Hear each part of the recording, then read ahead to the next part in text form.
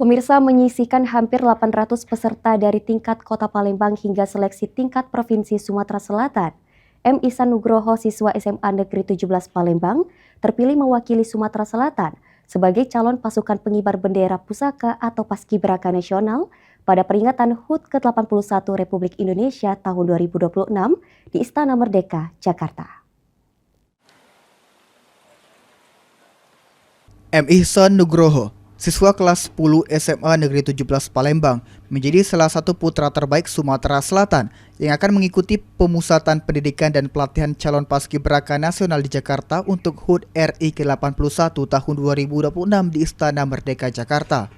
Menjelang keberangkatannya di awal Juli mendatang, untuk menjalani masa karantina, Ihsan terus melakukan berbagai persiapan, mulai dari menjaga kebugaran fisik, memantapkan mental, kesehatan, hingga menyiapkan berbagai kebutuhan yang akan dibawa selama mengikuti pelatihan. Selama kurang lebih 40 hari, Ihsan akan menjalani serangkaian pembinaan dan pelatihan sebelum bertugas pada upacara peringatan Hari Ulang Tahun ke-81 Republik Indonesia di Istana Merdeka. Ditemui di kediamannya, Ihsan bersyukur dan bangga dapat dipercaya mewakili Sumatera Selatan di tingkat nasional. Ia berharap kesempatan tersebut dapat menjadi bekal untuk membentuk karakter kepemimpinan yang berlandaskan nilai-nilai Pancasila.